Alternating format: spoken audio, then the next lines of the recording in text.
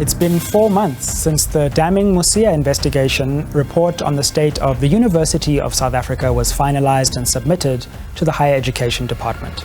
The report revealed alleged incidents of maladministration and painted a picture of university dysfunctionality. Good evening and welcome to Unfiltered. My name is Sizwe Mbofu-Walsh. Some of the students and workers at UNISA are calling for the resignation of UNISA's Vice-Chancellor, Professor Puleng Lenkabula, and the university's council, demanding action for the release of the report. Does UNISA have a leadership crisis? Joining me to discuss this is Professor Lenkabula herself. And before we delve into our conversation, let's watch this scene setter produced by Jacqueline Maphala. Vice-Chancellor has failed dismally. University management has failed dismally. We don't know whether it sits well with them that the quality of education in that institution has been compromised.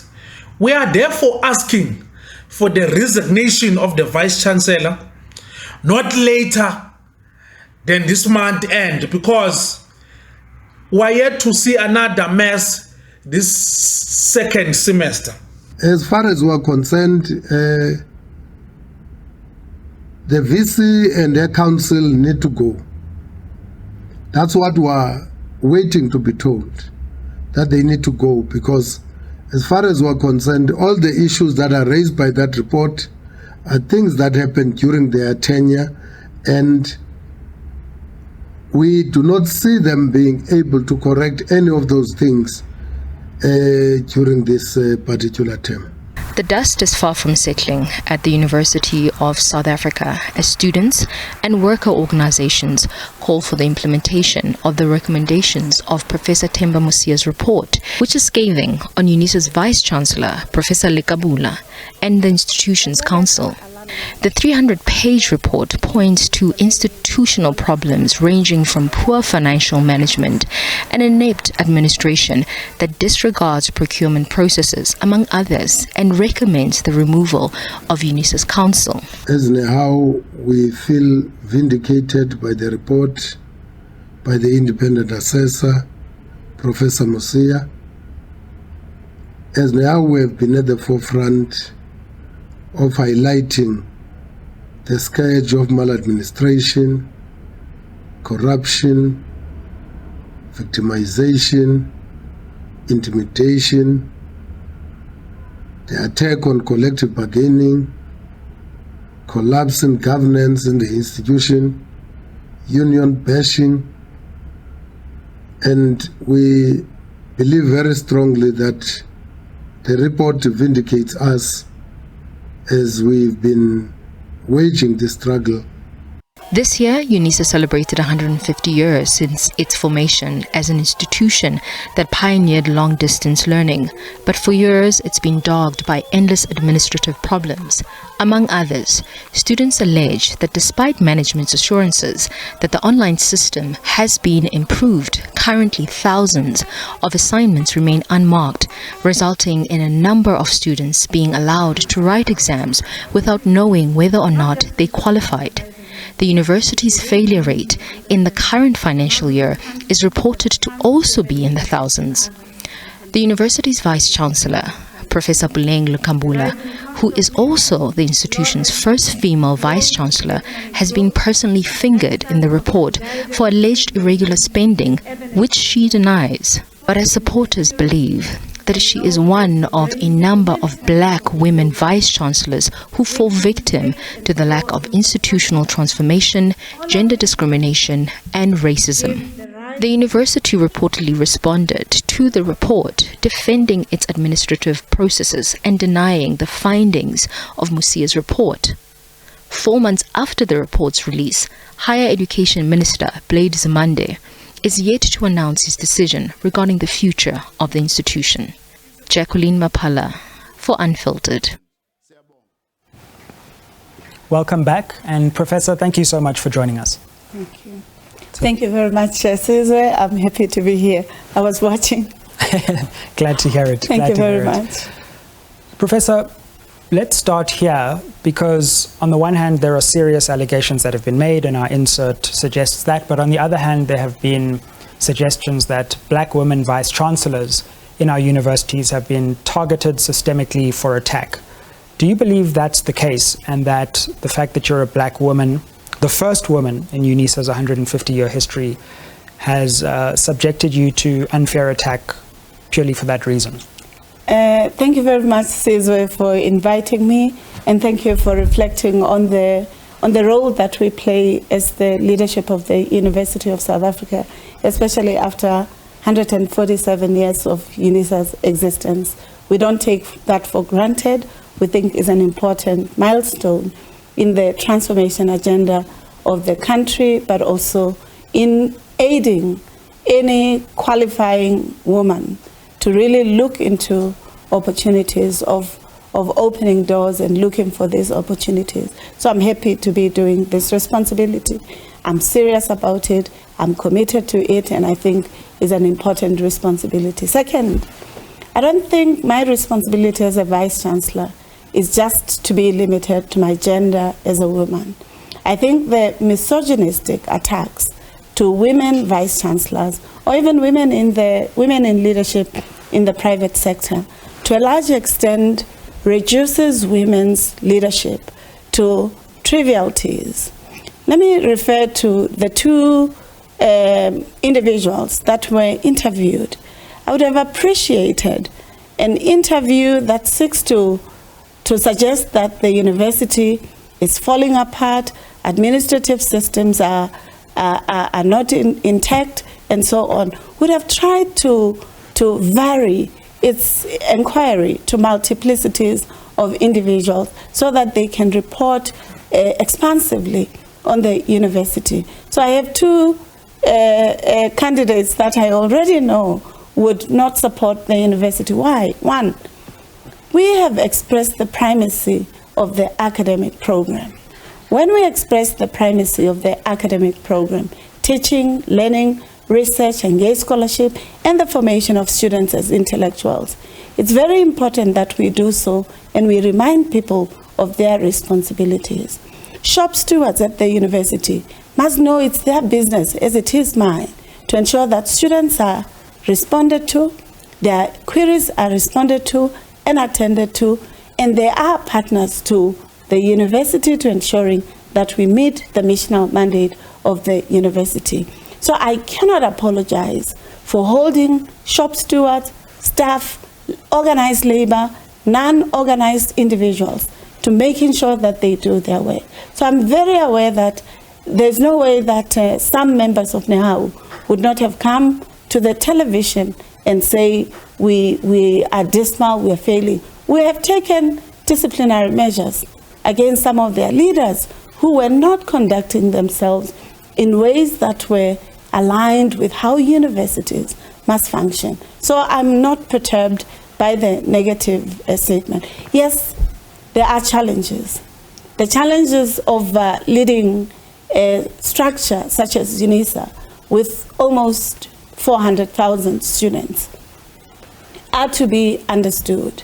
But it's also a university that is now dealing with 178,000 of students that are supported by National Financial Aid Scheme. In the context of South Africa, it's very clear that these are majority from the underside of history or economy or even opportunities. So what it implies is that we should be putting systems, mechanisms, processes, and academic support systems that enable them to succeeding as a student who comes from maybe a privileged background. There's no doubt. So in that way, yeah. I'm not here to defend the university and to pretend away the challenges. But let's talk about the report. Well, funny you should say that. There's no doubt, and just to be fair, because of course, you know, and we have you here for an hour, so I appreciate yes. you disagree with the people featured on the insert, yes. but we have time to delve into these questions. There was this recent report which an independent assessor undertook And it paints quite a grim and a bleak picture, not necessarily about you, although it does have some findings related to you, but about the institution as a whole. What is your reaction to the report and its sense of frustration around UNISA as an institution? I'm quite disappointed with the report, first and foremost, not because it has made findings against me or against the university. I think the so-called independent ministerial report is not as independent as it claims to be in the first instance.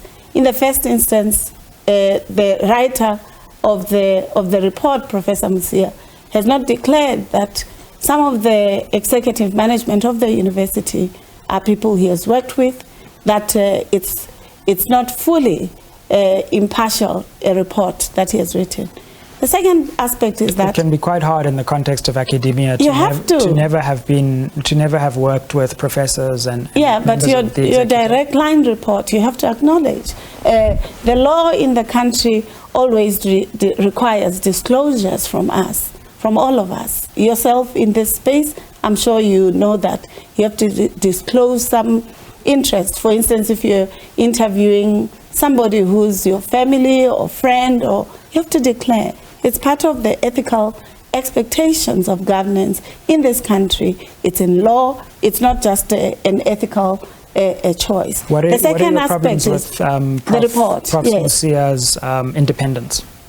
That's the non-disclosure of these relationships within the institution is one such example. The second is the report does not name any good that is happening in the university.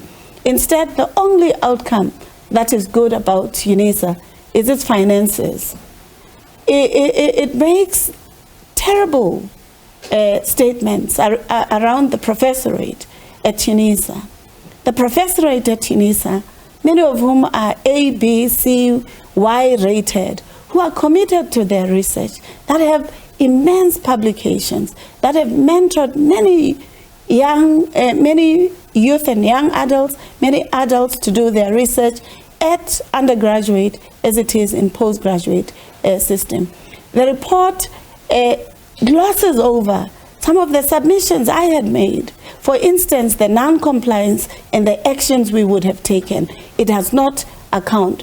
I send an affidavit of the conduct and the violence that was meted at me, where in a mass meeting of Nehau, UNISA branch, I was to be raped, I was to be molested, and I shared this before.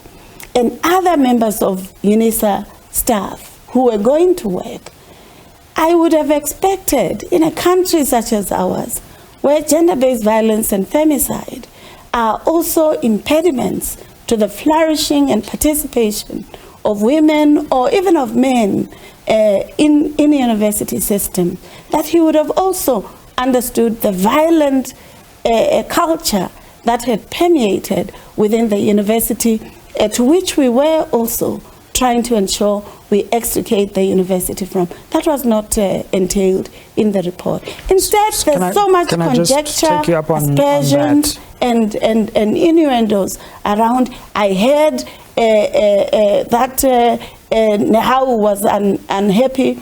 I came across a complaint report around human resources, and a complaint report that was commissioned by the former Vice Chancellor, Professor Makanya. Why didn't Mosia ask Makanya, what had you done about these things? Let me first say, firstly, I think the threats that were made against you are completely unacceptable and uncondonable. And there's no doubt about that in the context of our country's war against women and gender-based violence. And let's also concede that UNISA has climbed up various university world rankings, and that's clear. But there are still some serious questions in the report that I think need to be answered. So much so that the former Vice Chancellor, and I'm interested to hear your thoughts on this, Prof. Pityana himself, I haven't seen predecessor often come out in the way that he did, said that the report painted a sad story and effectively said that he believes the report is very well crafted and that there are serious problems at UNISA. What's your response to that and hearing that from that important voice in the UNISA community? As an intellectual, Caesar, did you read the report? I did. Did you see the innuendo, the aspersions and conjecture without justification of evidence that gives you the detail around these things that UNISA is held accountable for? In the first instance, the ministerial task team that was meant to evaluate UNISA was appointed in 2020 prior to my assumption of duty. Its aim was to look into the governance systems of the university, whether the feasibility of the ICT systems and its ability to enabling the students at UNISA to performing well.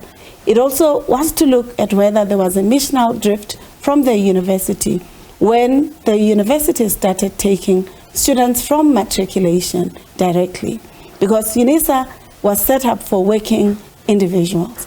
And that was the basis. And it could have been prudent for any independent assessor to have identified and acknowledged that some of these legacy systems were existent prior to my assumption of duty. But why would Professor Pijana agree with the report? He would have, I don't know, I think Professor Pijana must speak for himself. He would have actually been able to segment the legacy issues and the problems that would have arisen when I joined the university. Instead, we have actually helped the systems, ICT systems at UNISA are way better than what you would have experienced when you applied. Now students can self-apply, they can track their results, they can track all these aspects that they couldn't do before, precisely because we're enhancing those. The report that Professor Mosia has shared does not even analyze the very same aspects in that report that Professor Makanya himself has acknowledged in that report of his, where Professor Makanya acknowledges that the culture of the university had been decimated to the extent that the predatory cultures around the assets, systems, processes of the university had become really untenable.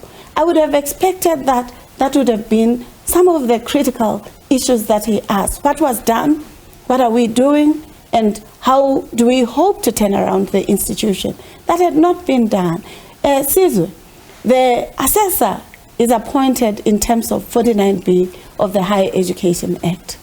There's also the amendments to the Higher Education Act in 2016 that gives you the criteria for the quality of an assessor, the ethics, the authenticity, and the idea that a report that's written by an assessor must enable the Department of Higher Education, Science and Technology, the minister, to help pivot, change, and resource an institution so that it serves society. That report does not help us to do that. Let's go to a break and we'll continue to delve into the specifics of the report after this.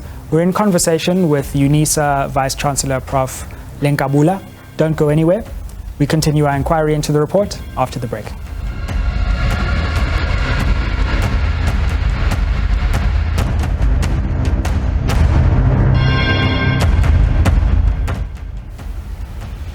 Welcome back to Unfiltered. We're in conversation with UNISA Vice Chancellor Prof. Puleng Lenkabula.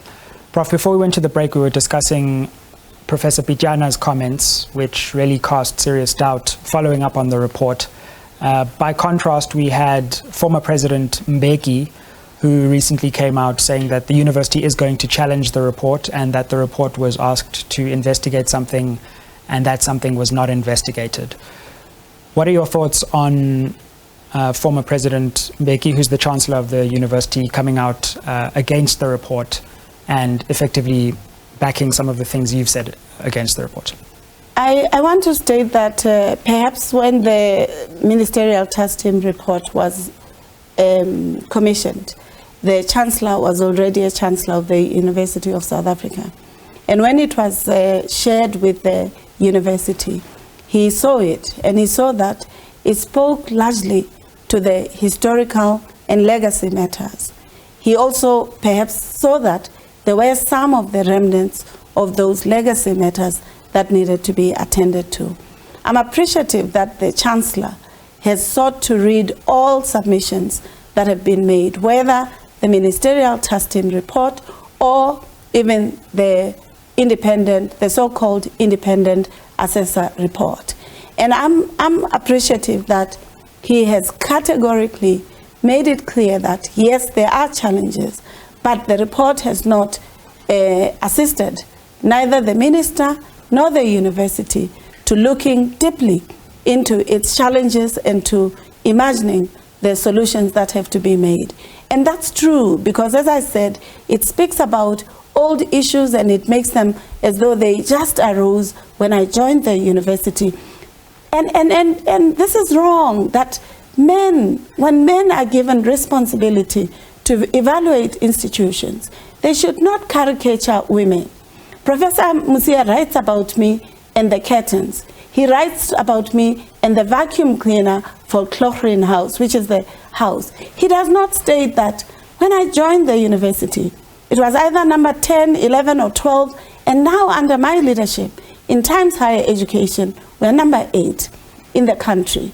In the recent QS rankings, just now in June 27th, this past month, we are ranked number 7 in the country.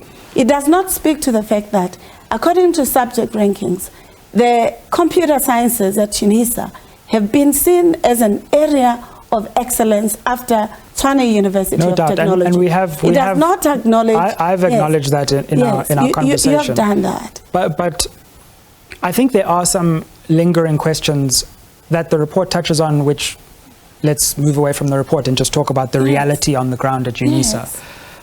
The experience of students and extremely long waiting times, students who haven't got their results and are unable to register for a new semester.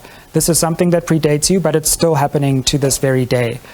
The report itself says that students are having a dismal, quote, experience at UNISA. What's your reaction to that? Because the student representative who spoke as well was quite adamant about the experience. Are students getting a raw deal in their experience at UNISA? Let me be very honest with you. Definitely when I joined UNISA, one of the first experiences I had was of 6,000 emails from students complaining about the service, complaining about non-responses to their questions, queries, or even follow-through on the academic support system. It was the first thing that I paid attention to when I joined the university, to the extent that we ensured that we put systems, the SCSC was improved, and that the academic supporting infrastructures were intervened. 2, I found at UNISA students complaining around the nominal audit of their outcomes, of their qualifications. At this point, Sizwe, that has improved, and we are ensuring that students are audited and they get their outcomes and their results and they graduate within time. I found 139,000 certificates but can I ask not on that? Distributed of students. It's good that it's improved, but it not at the level that should we be are 100%. There should be no student in any university in the country that has to wait until a new semester starts to get the results from the old semester. So improvement is one thing, but surely it's unacceptable that anyone should not be getting their results a whole semester later and then lying in limbo, maybe not getting their qualification and then are unable to take up a job because the university is still delaying. I concur with you. You have to put systems in place to ensure that these are attended to. When do you think the university, because we're talking about thousands of students here who are currently sitting in that situation, when do you think the university will... We have analytics. So even when I came here, I am aware, I check on a weekly basis our analytics, because we have analytics. When I joined UNISA, I was given the statistics that said 75% of students succeed. But this statistic did not cohere with the failure rate that I had observed at the university, which was 40%.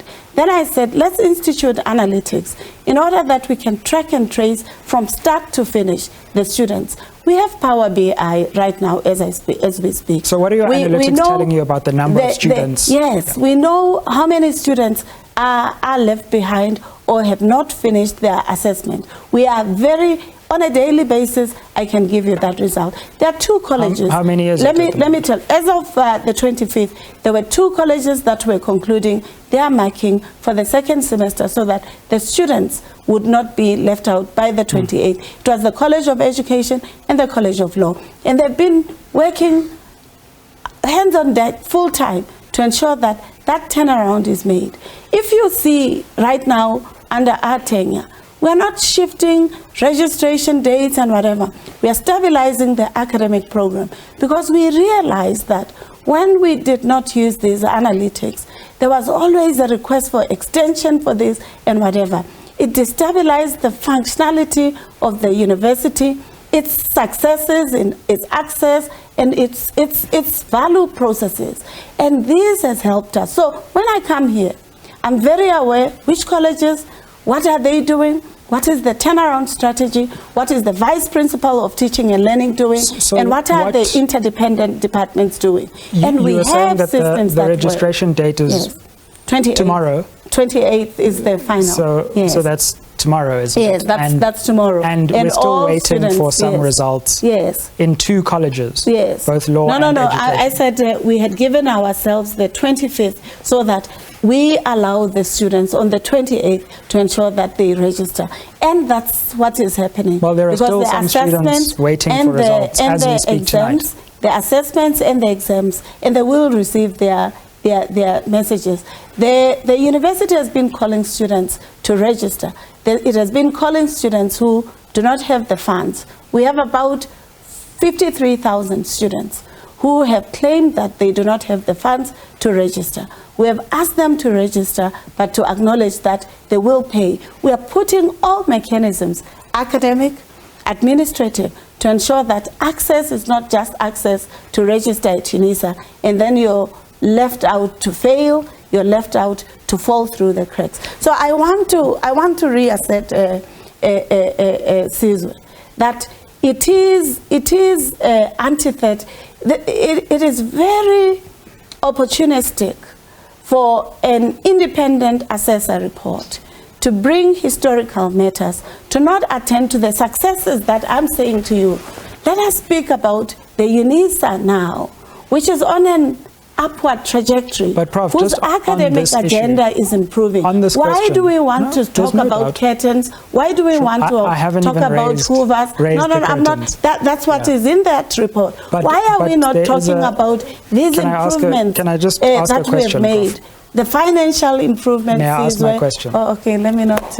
I'm a bit passionate about this because I no feel as though UNISA is being reduced to this failed SOE that is not attentive to the trajectories of science and scientific agenda in the country, in the world. Yet it has some of the best scholars and yet committed people who want to change this country for. I'm excited. I would be excited, Sizwe, if you ask me, what are the 10 catalytic niche areas that UNISA is spawning to change the university? You're the interviewer. I hear you, and I have my questions, and I appreciate, and there's lots of work that's been done in communicating what UNISA has done right. I've made many of those concessions. Yes. But ultimately, academic excellence and preserving the student experience at the institution is of paramount importance, and so if you dispute even that, then I wonder whether you're not accepting that even some of the legitimate parts of the report about the very lengthy waiting times that students are experiencing, and this is really about their lives, this is about their jobs, this is about their academic, and for them to be sitting waiting for certification or waiting to see whether they've passed or failed, that can really affect their mental health. So to say it's improving is one thing, but in some ways boggles the mind that a university can allow such lengthy times for these very important documents and not want to achieve zero waiting students, which is a norm in many institutions. Yeah. So Sizwe, it sounds like there's not been any interventions, any consequences, actions against people who have not been doing their work, any strategic turnaround systems. We have a joint operations team that works to ensure that the enrollment management system, the support of the students in all aspects of the student journey, whether at undergraduate and postgraduate systems, are instituted or implemented. As I said to you, we have also let go of some individuals at management level, but also at junior level, who were actually who are not pulling their weight into changing the system. I'm surprised that any my consequences for the colleges of law and education that there you have mentioned? been not just for the College of Law. There are consequences, actions for people who do not support the primacy of the academic program. But we don't also want to use combat. We also retrain, upskill, reskill people. We also bring new technologies that enable us to ensure that we respond to these queries or to these challenges. We have also invested heavily in the development of our scientific agenda, because we don't want just to be known by our size, our shape, and the problems that are being spoken about, including the domesticating type or caricaturing type problems that the so-called independent report states. Why doesn't the independent report state that the primacy of the academic project at UNISA has been improved, that the teaching staff in a university that had only 39% has improved to 56%? Why is that those changes are very important for society to know that this institution is committed to improving, to living to its legacy of 150 years, to ensuring that education, higher education at UNISA, in the country, in the continent, is promoted. Let's go to a break. After the break, we continue to interrogate the extent to which UNISA is on a stronger and surer footing, or whether in fact some of the allegations are true about its increasing dysfunction. Join us after the break.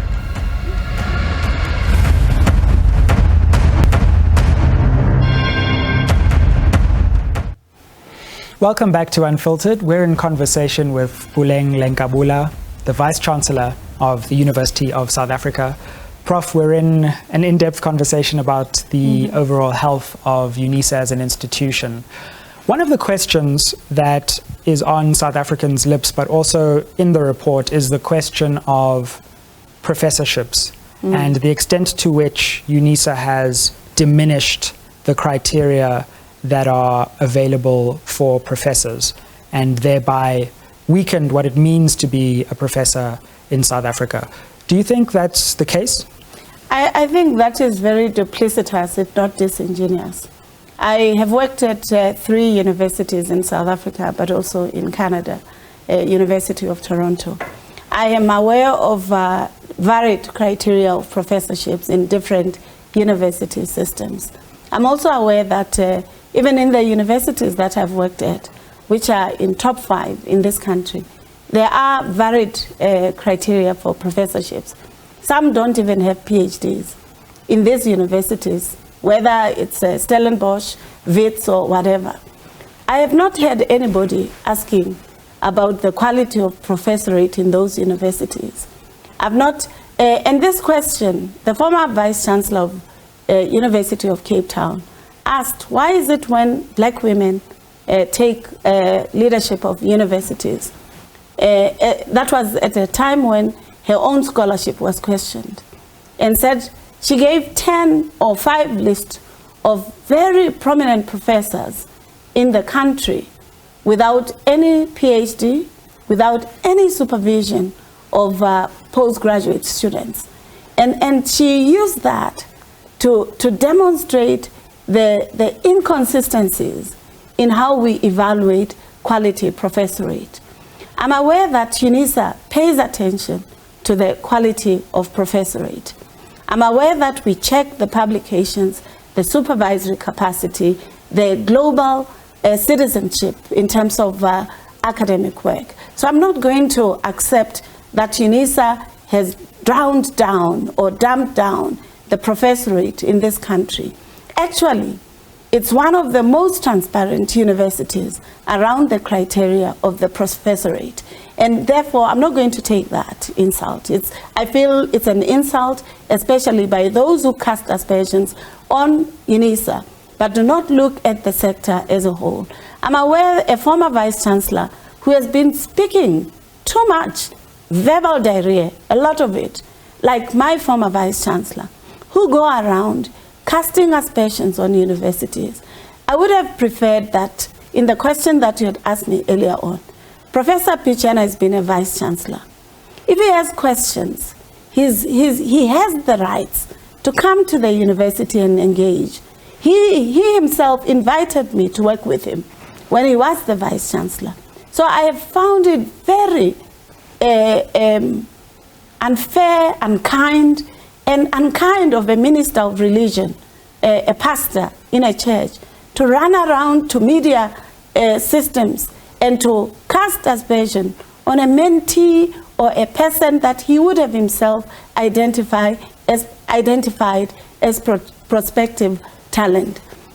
It is my position that former vice-chancellors must learn to evaluate and interrogate the successes and learn to share the lessons learned. I've seen that also with Professor Jonathan Johnson making a mockery of Mamukhet, writing about the fault lines of UCT, not acknowledging that he kept quiet in his University of the Free State when racism reared its ugly head, when white students made black cleaners to drinking urine. Instead, he forgave the people who undermined the dignity and integrity of such people. University of Free State is in good stead under Francis Peterson, who has now had to mop up that institutional culture and the culture that was very inimical to the dignity and the diversities and social cohesion and capital. So when the former vice-chancellors come into the media to cast aspersions on the current vice-chancellors in the sector, it is not enabling for the university system. They must come as partners to share lessons, to share good insights, not to dumb down, because under our leadership, we're also grappling with new challenges, new contradictions, the post-pandemic challenges, which we have to ensure that the student in this country is as competitive as any student anywhere in the world. And that's what we are investing in. I see women vice-chancellors, as I do my male counterparts. I see us grappling with how to supporting our students in an economic system that is disabling them from accessing higher education in its quality. I see us as a sector Prof. looking at how we interface with the science councils and TVET colleges. Because we are going to go into the trajectory for the future and where you see the university going. No problem. But in terms of the institution itself, there's of course the question of the report and what it says about your leadership. But there's also just a question about the council itself, whether there's a report or not, and the extent to which that council is able to be, or was able to be, coherent enough in forwarding the institution. To what extent do you think that the council as a whole, both before your time and in your time, has been derelict in its duty towards the UNISA community? I cannot compare, I cannot, what do I say? I cannot talk about council prior to my tenure. I don't know the council then. I was not understudying UNISA. I can only talk about council that I've reported to. I can confirm that, like any other council in the sector, whether higher education sector, the science council, or the TVET colleges, it has diversities of expertise, skills, and whatever. I can also state that the council and the governance architecture of the university, which entails council, institutional forum, senate, student services council, student representative council, and convocation. All these statutory systems are in place and are working. So I don't know what are the fissures and the fractures, or even the nominal expertise or the juniorization of UNISA Council, because their CVs are available. Are they there? Is this council what maybe society would have wanted? I think people have the right to make their own determination. I report to council of the university. I have to ensure that I work within the law, within the policies, within the guidelines of the university, and therefore ensure that even as I interface and interact with council, I do so within the rubric and the parameters of the law. That's what I can say about the council of the university. Do you believe that the council has been sufficiently energetic in its financial oversight of the university?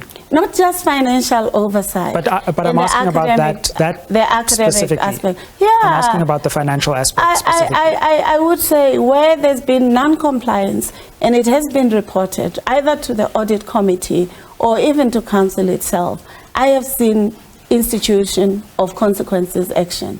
I've seen us as a university going to the South African Police Services to register those elements that are not complying with the law. I would like the people who have spoken with such confidence that were interviewed by your colleague I'd like to ask, did they go to the police? Because they're busy stating that there's corruption at UNISA. They need to go to the police, register what type of corruption. What did they do about it? Is council, is the management of the university, myself and MENCOM, are we not acting when we have receipt of information around maladministration, corruption, or irregularities or non-compliance in the university? We have allowed in this country people to just talk without substantiating their complaints, queries with facts. And it has allowed fake news or information deluge to really dissipate and decimate higher learning institutions. You were talking about Professor Pichana complaining about UNISA. Professor Pichana knows that there's a higher education qualifications, quality assurance system that are instituted by the Council on Higher Education. He's very aware that, and that's also an institution that the so-called independent assessor was a chair of. The Council on Higher Education has undertaken a review of UNISA for 5 years, including the 2 years that have been at its helm. The Council of Higher Education has 16 indicators. It says in the 10 indicators, UNISA is doing well. There are 43 recommendations, affirming and recommending improvements. There are 3 commendations. And it says in these 6, we have to strengthen, turn around, change, and improve. And I would have thought, Sizwe, society would have said, let's look at these varied reports. Let's look at what they are saying and what they are pointing. Let's then hold accountable this leadership to ensure that on those 6 indicators that we're not doing as well as we should be doing. We are asked, what are you going to do about it? You asked me a very important question. How are you going to support the students so that they don't worry about their results, so that they are work ready, so that the future of digitization and global opportunities becomes accessible for them? Those are the areas that I'm very fascinated that our leadership is committed to, as we are also committed to extricating ourselves from this past and these legacies that you're saying sometimes rear their heads into the current dispensation, and therefore make a mockery to some extent of the grand advances that the university would have made. Let's go to a break, Prof. We'll come back after the break with the way forward, charting UNISA's future and ensuring that a university of UNISA's size and stature remains a steady ship. Don't go anywhere.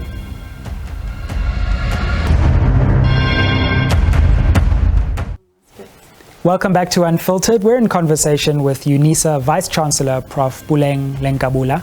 Before we continue with our conversation, let's have a look at what you've been saying on social media.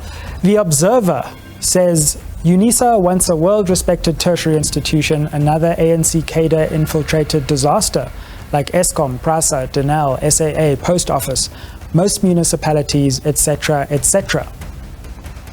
Let's get to some more of your comments.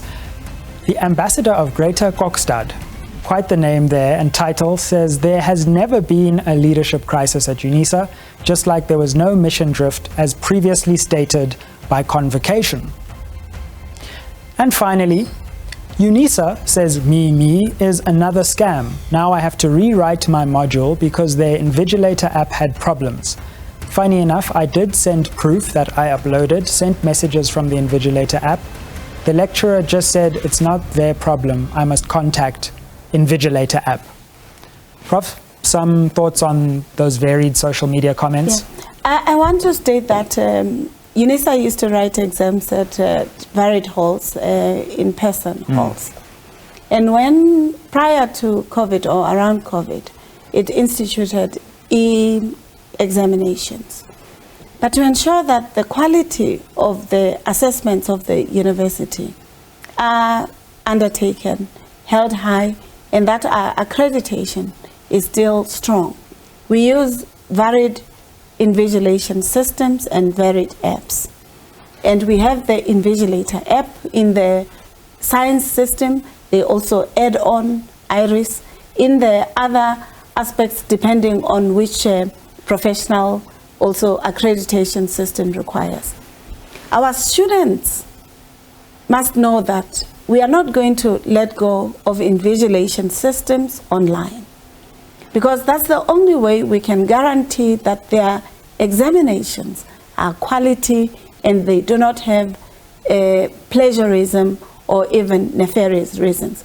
Our invigilator systems, and we need to tell our students so that they know. We don't just check whether you're writing with other people. We check whether you step off our platform to go and look into another online environment. We check whether it's you. We check the varied criteria that we use. A number of students have tried to sidestep the invigilator systems, and they try to take a picture and say, no, we had load shedding and whatever. We've always said UNISA has 26 centers, including in Ethiopia.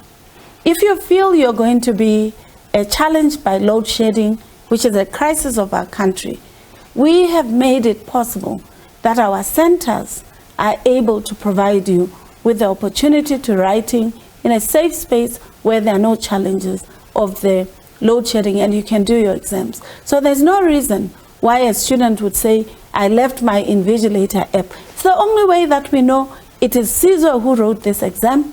He wasn't helped by Puleng. He didn't leave the platform to go to Google and check some citation in order to include. So we are not going to. People can make noise, Sizwe.